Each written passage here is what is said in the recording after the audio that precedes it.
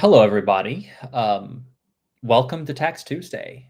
And my name is Luke Robinson, and I'm a business advisor here at Collective. And Collective, what we are is a sort of all in one solution for your small business. We will set up your business, form your LLC, make an S Corp election, make you into an S Corp, handle your payroll, bookkeeping, provide guidance throughout the year, and file your business tax return at the end. So we pretty much do it all. And I, like I mentioned, am a business advisor. So it's my job to speak to, prospective collective members, go through their situation, see if an S corp might be a good idea for them, or see if a collective might be a good fit for their business. But today, I am your host for something that we call Tax Tuesday. And essentially, what it is, it's an AMA. It's an Ask Me Anything surrounding taxes, surrounding how to properly run your business. What are some good ideas for business structures? Just anything sort of tax, bookkeeping, or financial related. You can certainly ask me. Now, just to kind of get the legal stuff out of the way, keep in mind that this is an informational session only.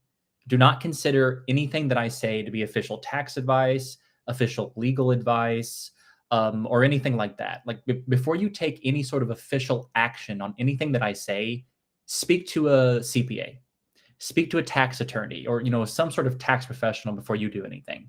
Some of this stuff could be wrong. To be honest with you, the tax code is it's very complex. It could not apply to you in certain context.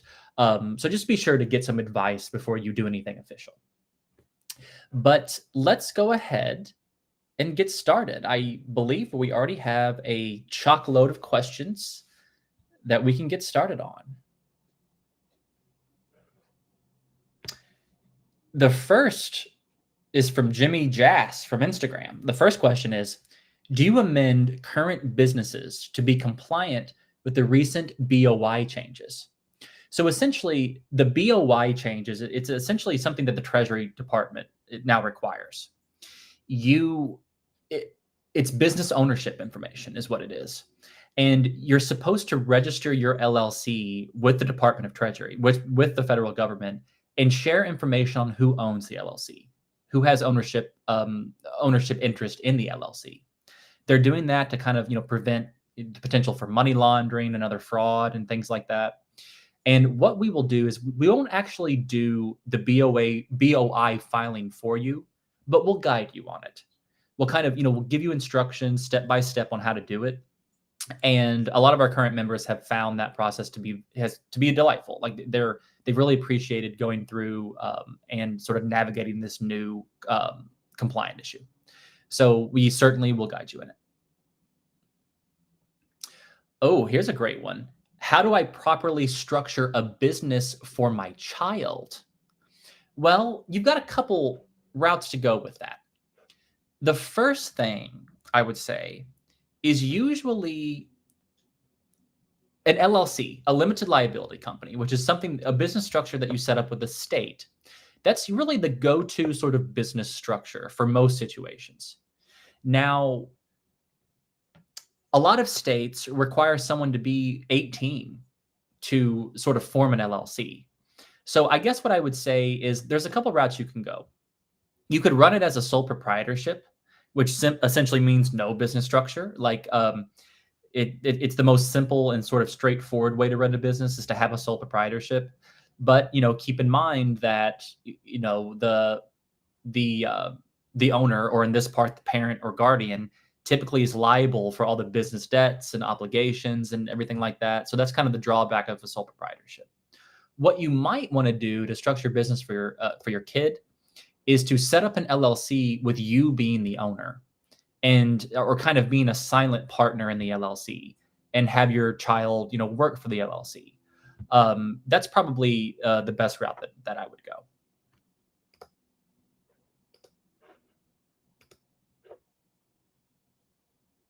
What is the advantage or disadvantage of an LLC? Well, first off, the advantage of an LLC is to separate your business and personal assets.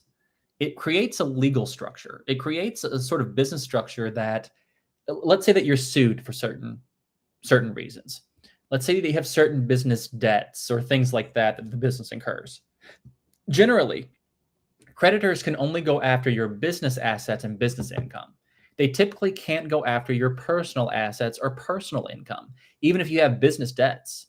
So that's an advantage of an LLC is it kind of protects you legally and financially in certain situations, not in all situations.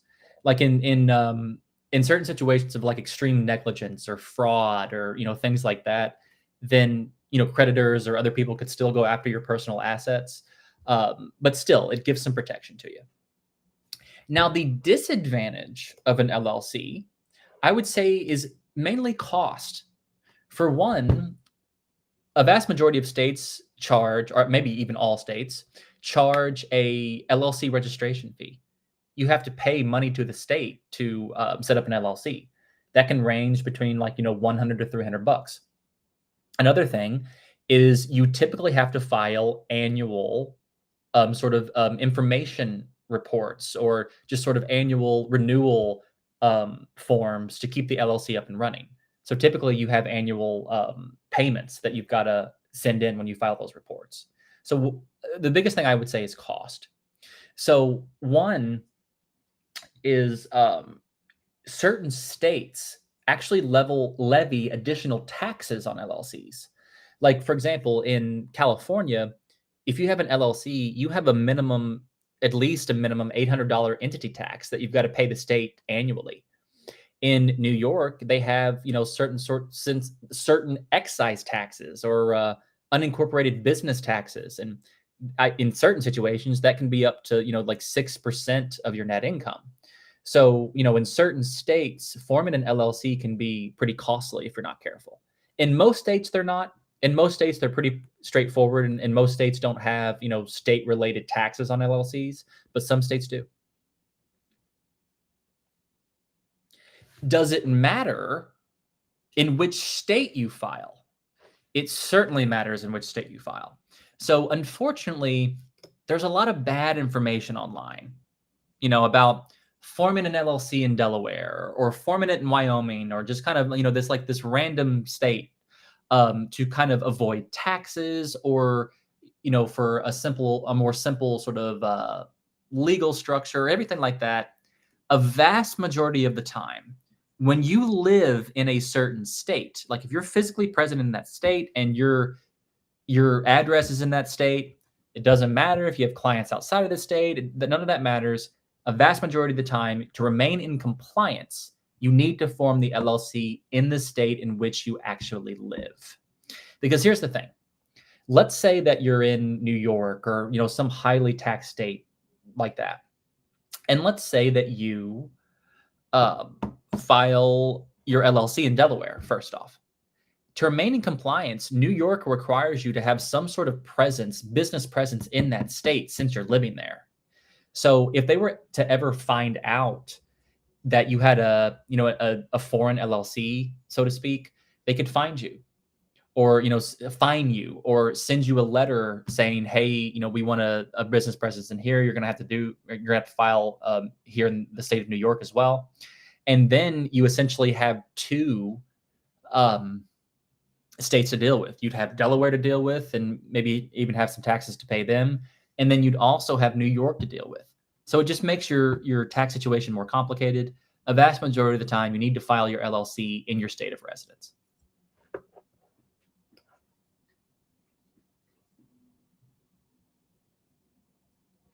Okay.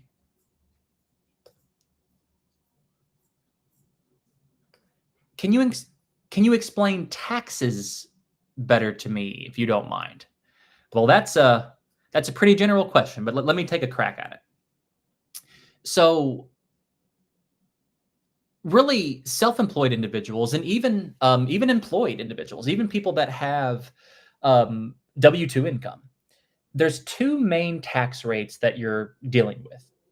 You're dealing with the self-employment tax, which is a flat tax rate. It's a flat tax rate of 15.3%. And you're also dealing with the income tax, which is the marginal tax rates.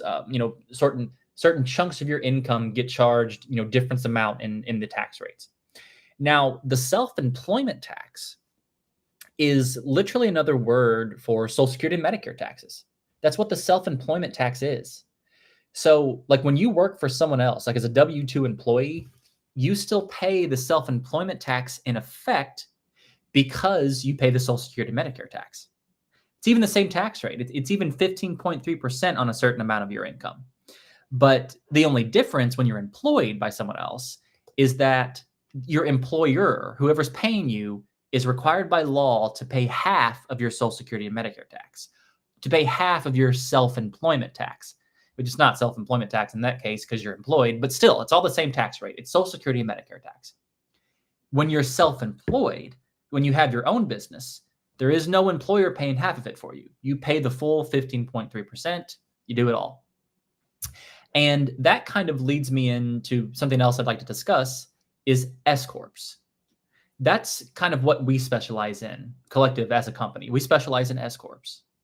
And an S corp election is a way to lower or kind of prevent paying some of those self-employment taxes, the 15.3%. So for example, let's say that someone's making $100,000 in their business. Let's say they just have an LLC or something like that. Their net income is 100 grand. Before you become an S corp, essentially all of that money is subject to the self-employment tax. So you take 100 grand and you'd multiply it by 15.3%. All of it's subject to it. But what happens with an S corp election? And it's just that it's a tax election. So the first thing you do is you set up an LLC, then you'll make an S corp election with the IRS. And essentially what that does, it creates kind of like an employee-employer relationship between you and your own business. Like you're still the owner. This is still your business, of course. But for tax purposes, you literally become employed by your own business. And since that is the case, your business will pay a portion of your earnings to you in wages, in W-2 salary, literally. So, but the cool thing about S corps is that the only chunk of your earnings that's subject to the self-employment tax is your salary, is whatever you choose to pay yourself in W-2 salary. So for example, let's say that you're making $100,000 and let's say that you pay yourself, 40% of your net income in salary, which would be $40,000. I don't know if that would exactly be your salary amount. Like the salary it's specific to your personal sort of situation. But let's just assume that that's the case for this example's purposes. That first $40,000 is still subject to the self-employment tax. You still pay it. It's fully subject to it. It'd be 40,000 times 15.3%. But the other $60,000 is that chunk of money is considered distributions to yourself. Conceptually speaking, you can kind of think of that money as dividends almost. Like some people use the term dividends. But long story short, that chunk of money is no longer subject to the self-employment tax at all. So, how you'd come up with your S corp tax savings in a situation like that is you'd take 60,000 and you'd multiply it by 15.3%, which comes out to a self-employment tax savings of $9,180 a year, which is almost like that's close to 10% of your net income. So, once you reach a certain income level, making an S corp election is really important. It's at least important to consider for your business.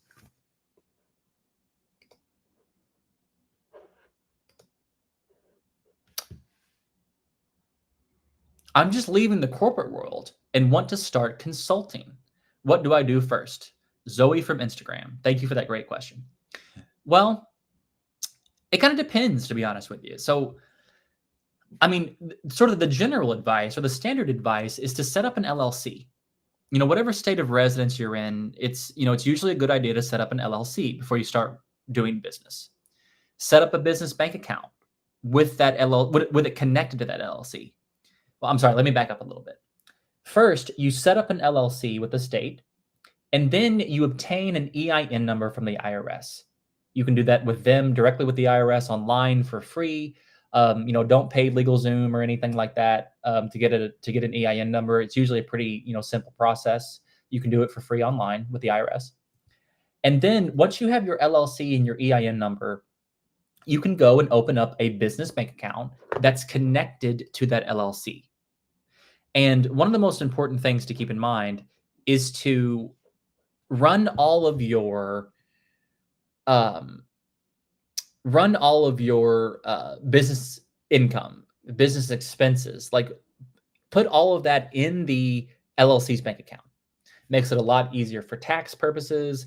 It keeps your personal and business income separated.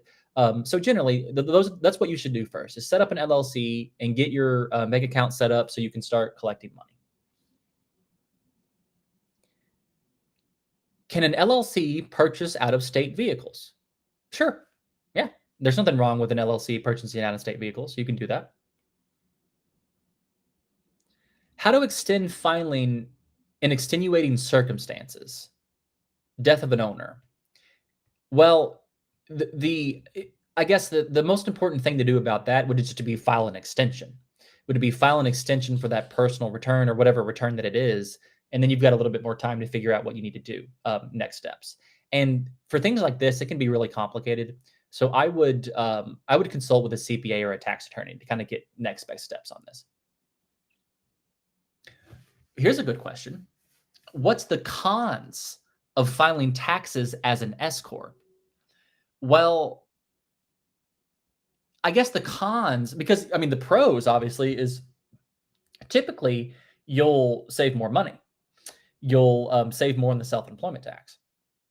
So, but there are cons. There are sort of drawbacks to filing an S corp election, and one of them is you have more administrative responsibilities when you have an S corp election. So you have to run. First off, you have to know how to file the S corp paperwork. That's one thing, and to check the appropriate boxes and file it, perform correctly. But you also have to start running payroll. There's a payroll requirement with an S corp. Like you're supposed to pay yourself a reasonable salary, so you have to have a payroll processor and figure out how to do that. Also, your accounting becomes a little bit more complicated. So you now are required to track a balance sheet when you have an S corp. So, and you typically don't have to do that when you're a sole proprietorship or you're an LLC. So that's one thing. And then you have to file a business tax return. It's called an 1120S. It's an S corp tax return essentially that you've got to file. So it's just there's just more sort of administrative requirements. And if it's kind of what to keep in mind is to do an analysis and say, okay, am I going to save enough with this S corp election to make it worth it to pay a tax professional or to pay a company like Collective to handle all these sorts of administrative things for you?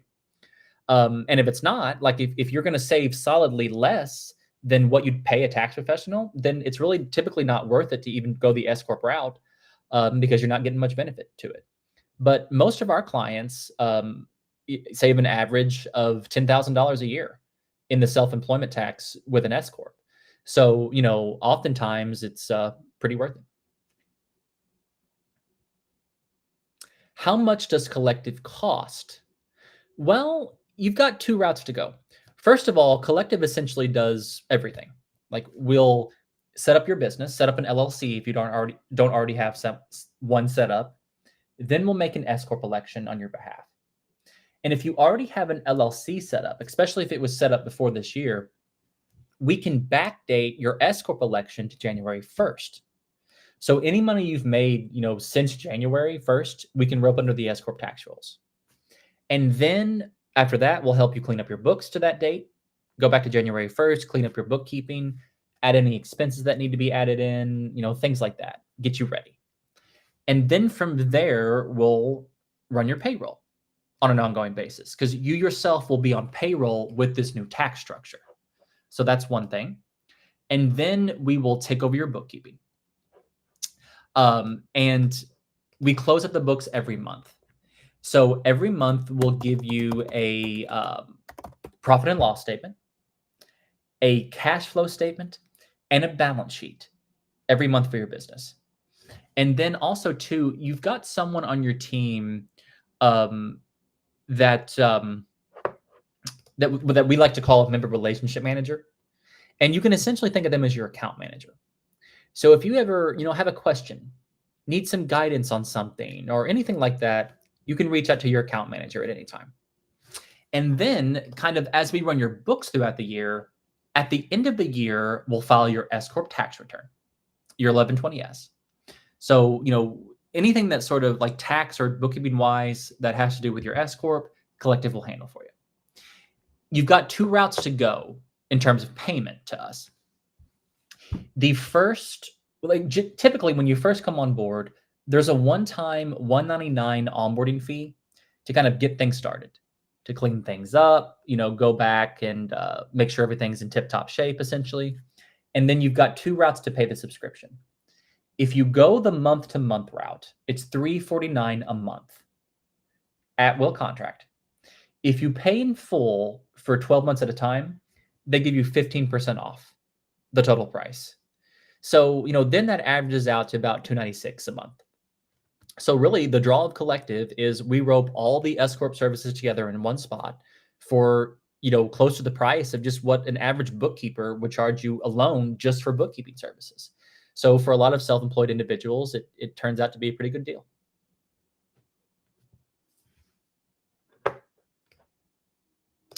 Can you have two businesses under one LLC? And why is $60,000 of income a year the threshold of structuring as an LLC? I am in California. Well, the $60,000 income threshold, that's a collective number. It's not some sort of official number. That's just how much we say that you need to be making before it's kind of worth it to work with us specifically. But you can be making $10,000 a year, or you could be having a loss and file an LLC in California. So there are no sort of income thresholds for structuring an LLC in California. Now, in terms of your other question, can you have two businesses under one LLC? Generally, no, you don't need to do that. Now, if those businesses, let's say that those businesses are similar in nature, let's say that you have, let's say that you're a massage therapist. And part of that, you also, sort of make your own like herbs or massage oils or things like that, like what's it called? Essential oils, or let's say that you have your own line and it's tied to your massage therapy business. You can have both of those sorts of operations under one LLC typically. Even if you had two separate names, like if you had like two DBAs for each of those operations, like that's okay. If the businesses are materially related, that's generally okay to have them under one LLC.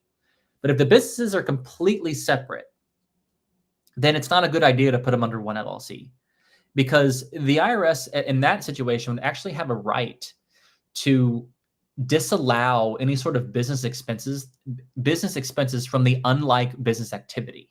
So it's a risk that you typically don't want to take. Can you inform me a bit on how to not pay a bunch of taxes in Texas, California, and New York? Should we use a virtual address? It won't work, unfortunately. If you live in those states, unfortunately, they're going to require those taxes. Doesn't matter where you set up an LLC. That doesn't change any of the sort of state taxes that you owe.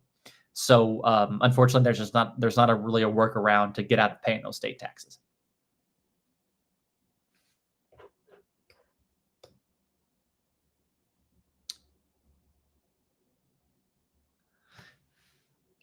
Self-employed taxes, even after earning profit on my company, I can't directly take my money otherwise. So I still have to file a W-2 for myself. What's the point? I'm having a little trouble understanding that question. Like if you're so what happens if you're if you're a sole proprietorship or if you're an LLC, all of your money or a big chunk of your money is subject to the self-employment taxes.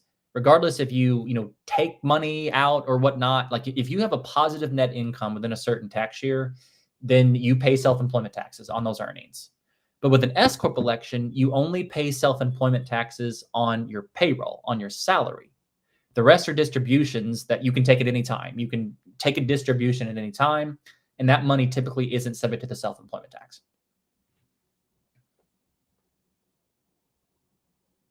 Can you list down the deductions that can help us lower the taxable amount for an S corp? Well, thankfully, the things that you can write off for like sort of business deductions for an S corp are pretty much the same that you can write off for an LLC or a sole proprietorship. What you can write off doesn't really change. So you can take, the home office deduction. Like you can write off a portion of your mortgage interest or rent, your cell phone bill, cleaning bills, HOA bills, like in all those things that you can take a portion of those off as the home office deduction. You can write off marketing cost, labor cost, subscription fees. Like what the IRS says is that a business expense has to be um, what's the terminology they use? Has to be ordinary and necessary for your business. It kind of has to for at first at a quick glance view, it has to be directly related to your business before you can write it off. Things to remember in preparing a 1041 form. That's a trust form. So those are very complicated. I don't have much experience in trust. So if you're looking for assistance on trust, I would literally go to a tax attorney or a CPA that specializes in those sorts of things.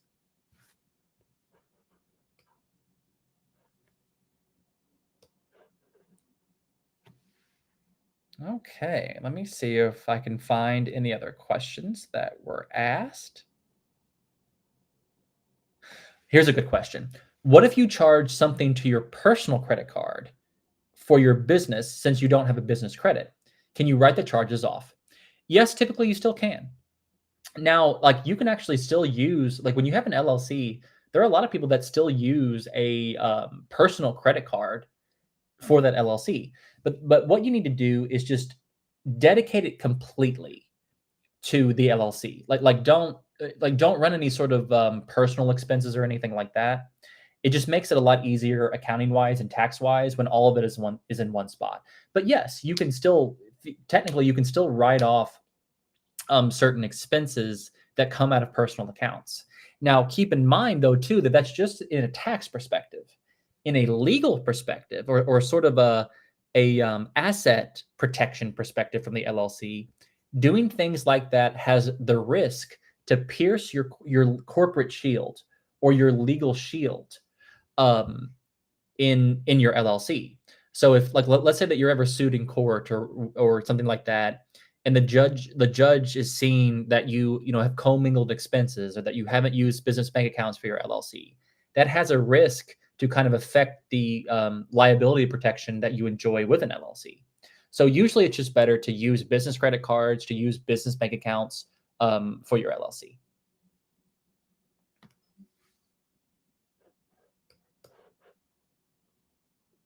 Okay, I think I've got one more question I can answer here.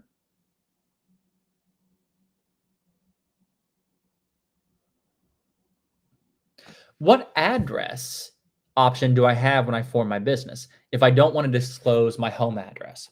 Well, there are certain sort of registered agent companies that will let you use their address as a business address for yourself. So that's an option. It just kind of depends on the company. But unfortunately, that's all the time that I have left today. I actually have to run and have a conversation with a prospective collective member. But if you think that this has been useful, or you think that collective might be a good fit for your business, schedule a call with us. Like, go to our website. You can schedule a call there, collective.com. You can send us a message on Instagram or Facebook, and we'd be happy to get back to you. And that's all the time I have left. And I'm looking forward to seeing you guys next week for another Tax Tuesday.